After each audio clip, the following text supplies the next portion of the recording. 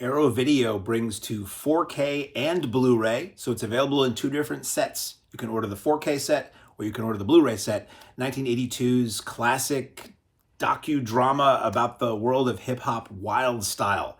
This is directed by Charlie Ahearn, and it features a who's who, really, of early New York hip hop and graffiti and breakdancing people, including but not limited to. Did I mention this was 81 minutes? I think I just did. We have Lee Quinones, Sandra Fabara, Fab Five Freddy, aka Fred Brathwaite, Patty Astor, Busy Bee, Double Trouble, Fantastic Freaks, Cold Crush Brothers, Grandmaster Flash, The Rocksteady Crew, Pop-O-Matics, and Electric Force, and more. So I'm going to tell you what's on the 4K. The 4K set is the 4K disc featuring the feature and some extras, and then a Blu-ray bonus disc that has a ridiculous amount of extras, and then a CD copy of the soundtrack. The Blu-ray version of this has the Blu-ray, which is identical to the 4K in terms of content, and then the Blu-ray bonus disc and that CD of extras. So I'm laying that out up front. Whether you buy the 4K set or the Blu-ray set, you're getting the exact same contents. It's just that the 4K set features the feature only as a 4K UHD disc. So know which, depending on what you have, know what to buy. So the transfer looks great. This is presented in 4:3 as it was shot on the streets of New York, South Bronx, way back in the day, and it is basically, it feels like a documentary, but it's also got a little bit of a narrative thing going on, but in a way it's really both. You have Lee Quinones playing a character based on himself, who is a young graffiti artist who goes by the name of Zorro, and he does it in secret. Nobody knows who he is, but he's tagging walls, he's tagging trains at the station where they park the trains overnight, he's tagging things all over the place. He sees fellow people, part of a crew who used to be a graffiti crew who used to be part of, featuring Sandra Fabara, his girlfriend, Lady Pink, as she's known in the film. They are getting legit jobs from various businesses and locations painting walls with their art, and he's remaining the outsider. He'd like to make money, but he doesn't want anybody to know who he is. He figures if people know who he is, it sort of gives up the mystery and the commitment that he has to what a graffiti artist is. I'm not going to tell you the whole story. Into his life comes his pal, Fab Five Freddy, basically playing himself as a guy who's trying to connect him with a Village Voice reporter who's going to do a big article about graffiti in the neighborhood, and maybe if she talks about him, he'll get paying gigs and things like that. So we see young Zorro, as we'll call him here, dealing with his relationship with his girlfriend, dealing with rival graffiti artists, and wandering through the world of hip-hop in that day. So you see some of the early rappers, you see some of the early breakdancers and the crews who do these sort of things. It is occasionally very interestingly filmed, occasionally very verite. It takes you into the clubs, it takes you into the streets, it takes you onto the basketball courts where all this stuff was happening. And I am in no way a enthusiast about rap or hip hop or breakdancing or graffiti art, but boy was this film entertaining, and boy was this film an education for where a lot of that came from and where it went. Overall, surprisingly, it's the opposite of what you might expect a film like this to be, if it was made now, to be about, or if it was made in later 80s to be about. This was released in 82, it was shot around 81. And it's very positive. It's very upbeat. I kept waiting for this film to take dark turns. When you think about a movie like Juice that was better known or Tougher Than Leather or something like that, not Who's the Man, you think that it's going to take a dark turn and there's going to be a tragedy. And to give us the only spoiler I'm going to give you, there's none of that in here. It's people who are good-natured, who are positive about trying to lift up the community, of trying to lift up themselves out of a bad situation to make their neighborhoods, which at this point, the South Bronx is like a war zone. Like, it's crumbling building, it's vacant lots, it's burned out building. It's really not an uplifting place to be, but these people found a way to express themselves, their situations, and lift themselves up and out of it through their art, whether it is breakdancing or rapping or graffiti. And it's really interesting to see how this film weaves all of that together. Very entertaining film, and especially if you're into this stuff now or the old school stuff, this is where it all came from, you know? And again, looks and sounds great. This is talking about the 4K disc right now. English SDH subtitles, presented 4:3. It is the special features feature a couple of commentaries. You got a commentary by Jeff Chairman Mao and Andrew Monkwon Mason about how this film influenced them and just the impact of Wild Style in their lives and their art. You have a commentary by the director, Charlie Ahearn, and Fab Five Freddy, Fred Brathwaite, who were the two guys really behind this film. They really kind of, if not co-directed it, they were the two people that were the reason this film exists, and clearly, rightfully, very proud of it. You get Down by Law, creating the music of Wild Style. This is a new featurette where the director Charlie Ahearn sits with Chris Stein, who most people know from Blondie, and Fred Brathwaite, and they talk about how the music of the film was made. Chris Stein had a lot to do. He did the instrumental music for this, and he was, you see, they were guys who traveled together. Like Fab Five Freddy is mentioned in the Rapture song, and they may be in the music video. Then you get an image gallery, maybe one of the biggest image galleries I've ever seen on an Aerodisc. 236 images. It's a lot more than just behind the scenes. There is behind the scenes, but there's shots of looks like location scouting, actual graffiti, actual trains, shots from behind the scenes in the Rapture video. Chris Stein and Debbie Harry hanging out on the set. Debbie Harry with dark hair, which you don't really see that often in that era, and it's very cool. It gives your button and your thumb, your frame advance button and your thumb a workout, but it's cool. The Blu-ray, identical contents to the 4K. It's just not in UHD. The Blu-ray bonus disc. Get comfortable, this may take a while. The Blu-ray bonus disc has the following. The origin story, interview with Lee Quinones and Fred Brathwaite from 2002. That's 10 minutes. Lee Quinones studio benchmark. It's a 2-part interview with Lee Quinones that was done, filmed in 2012, completed in 2025 by director director Charlie Ahearn. Going to be hearing a lot of the same 3 names over and over. 27 minutes long. Rammellzee in the Battle Station. It's a 2011 profile of graffiti artist and hip hop pioneer Rammellzee by Charlie Ahearn. That's 17 minutes. There's a whole bunch of these that were profiles of rap or graffiti people done by the director of Wild Style here. Amphitheater 30th anniversary event. It's a news item on the Wild Style 30th anniversary event held at the Amphitheater, presented by Suzanne Lingerman for German television channel ZDF. That's 4 minutes. At one point, you see a woman there taking photographs of the event, and she said she was a photographer who was photographing hip-hop culture back when Wild Style was made, and she said I was capturing it because I was sure it was going to go away, and I would be the only person who had photos, and here I am 30 years later looking at this big celebration of this, and it was kind of cool to see that.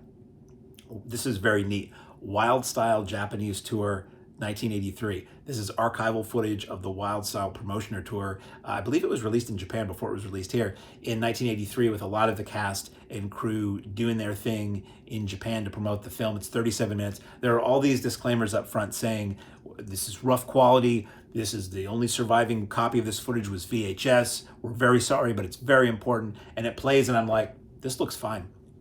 You're talking to a guy who dealt with in bootleg VHS tapes for many years, and tape trading. I was big into tape trading in the 90s, where people would trade the copy of a copy of a copy of a copy of a copy. And if you don't know anything about home video and tape, every copy looks a little worse than what you made it from. We were thrilled to see rare footage. Sometimes you could barely even see the footage. Sometimes it was like watching a scrambled channel, but what you could see in here, that was the only way you were going to see it. So the quality in this is fine. Probably the original stuff was shot maybe on beta tape. I don't know, but I can't imagine it was wildly better looking than what you see here. It looks fine. When you see the disclaimer come up, don't worry. And if that to you looks horrendous, you're spoiled by 4K. It's really neat footage to see. Smith's Projects Gym 1977. It's a short 2025 featurette by the director, basically saying that he went to this. He heard these sounds coming from this gym when he was walking around with his 8mm camera, and or maybe it was 16. It was a sound camera, and it was an early appearance of b-boying. It was this early kind of hip-hop kind of thing going on in this gym that he managed to capture some footage of. It's only about a minute, but it's interesting to see. You get a new 2025 trailer for Wild Style. It's 2 minutes. You get the 40th anniversary exhibition at the Jeffrey Deitch Gallery in New York from 2024. This is broken into 3 parts. It was basically a gallery exhibition about Wild Style for its anniversary. It's amazing how this film has reverberated through hip-hop culture, and for how many people this film is a touchstone, and how these extras really show you how often it has been formally celebrated in public for multiple anniversaries. Is an introduction that's 4 minutes long. Part 2, Genesis, filmed in 2023 for the exhibition. Director Charlie Ahearn discusses the making of the film with Lee Quinones, Fred Braithwaite, and Sandra Fabara. It's 62 minutes. It is basically a sit-down interview, sort of a Q&A that they did at the gallery. Part 3, Elements of Style, again filmed in 2023 for the exhibition. It's a panel including Carla McCormick, Jeanette Beckman, Eric Hayes, Futura, and Cause discuss the film and the early days of hip-hop and graffiti style. That's 69 minutes long. So in this one subset of the extras, it is almost 2.5 hours long. The extras on this are crazy. Legacy extras. So these are extras from previous releases of Wild Style, be they on DVD or tape or what have you. You get a Wild Style 20th Anniversary Amphitheater Jam performance from 2002. That's 39 minutes presented in 4x3. You get the Wild Style 25th Anniversary performance in Toronto in 2007. That's just 2 minutes. That's 4x3. Bongo Barbershop. Now there's a bunch, I said this earlier, but I was talking about this. There are a bunch of these little shorts that the director of Wild Style, Charlie Ahearn, recorded for the web or for a website or for something that are all 4x3 for the most part, shot on video, and it's him, little shorts featuring various rappers, basically. So Bongo Barbershop is a lot of fun. It's 8 minutes long, and keep in mind, I'm really not a fan of rap, but I really was charmed by all the stuff on here. It's a 4x3, 8-minute video with Easy Mike, Grandmaster Kaz, and Balozi Dola, basically a guy from Tanzania, comes to Brooklyn looking to find out, or the Bronx, saying, where's hip hop? Where can I find it? And he goes into a barbershop that is basically run and perpetrated isn't the right word. It is run and patronized by like rappers from the old days. So it is fun watching them trade rhymes and things like that, which again is, if you know me, is bizarre, me telling you how much I'm enjoying all of this. Busy on the Beach, 4 minutes. It's a video short, again, by the director, featuring Busy B, who you see in the film walking through the streets of Baltimore, where he lives now, rapping to the people around. Brothers, fantastic, 7-minute short with Master Rob and Waterbed Kevy Kev, aka Brothers Fantastic. It's two brothers basically rapping individually and then working out, I think, what they're going to take to a show or a rap battle somewhere at home with their mother, which is just sweet. Baltimore reunion, 5 minutes. That is a 2010 Wild Style reunion with Busy Bee and some other people from the original film. You get outtakes, 5 minutes. Mostly it's just an extra bit of that club that when you first see Busy Bee in Wild Style and they go, and it's a little bit more of the people in the club and some breakdancers doing their thing. A lot of it is just sort of B-roll of trains going by. That's about 5 minutes. Subway Rap, it's a music video by Grandmaster Kaz, cut to clips from the film, probably vintage 283, 4x3, and it looks like an older film to tape transfer, so it doesn't look that great. But if you look at that, that's what stuff looked like on video and on TV back then. It's always stunning when I watch an old clip of a movie that was screened on TV in the 70s or 80s, and just like how flat out horrendous stuff looked back then compared to how beautiful things look now. We got it good. Then we have theatrical trailer. It's a minute and a half, very rough VHS quality. It's got weird motion, like weird jittery motion that makes it look like maybe it was taken. It makes it look like early web video. I don't know why it looks the way it does, if it was a transfer that was done for the web a long time ago and now nobody can find the original or what. But again, it shows you how far we've come in terms of video quality and presentation. That's not all. There's still more. This is still that bonus Blu-ray disc, which is in both editions of the film.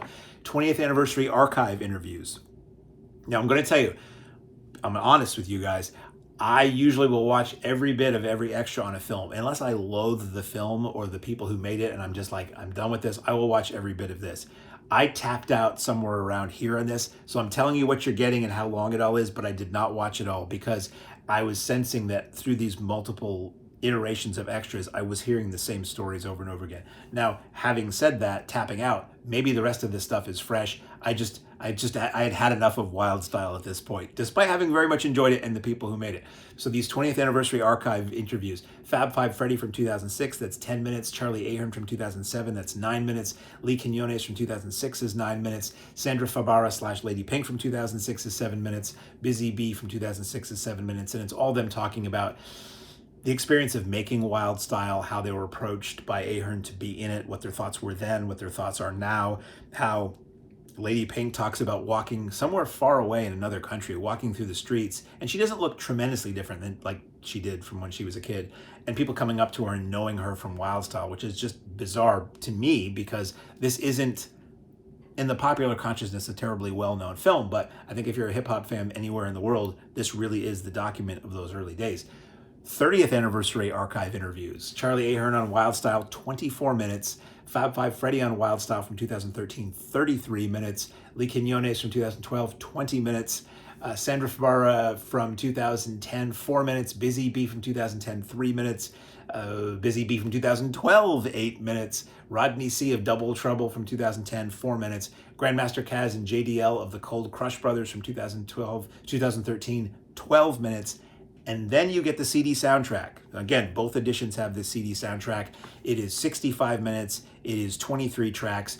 I didn't listen to it again in full because I wanted to get this review out. And by the time I was getting to that, I was kind of really tapped out on Wild Style. I don't know how easy the Wild Style soundtrack has been able to get over the years. They said initially in the extras that they had they put this album together that was intended for DJs and radio stations to try to really promote the film. It feels like this is maybe an extended version of that because if you know about LPs, they only hold maybe a half hour of material on them, and this CD is double that. So it has a lot of tracks that sounded like also the deal is this.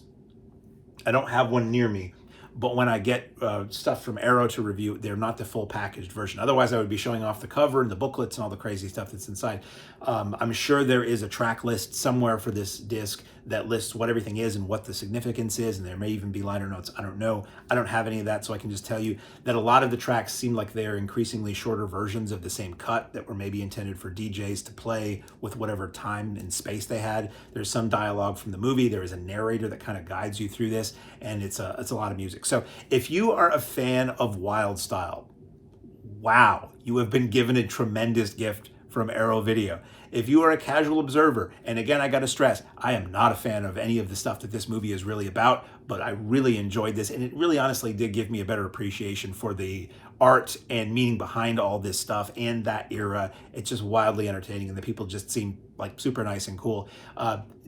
Even if you're a neophyte like me, you may enjoy this. And if you're a fan of rap or graffiti or hip hop or b-boying or breakdancing, this is kind of where a lot of it began. So available from Arrow Video, a mammoth collection of Wild Style.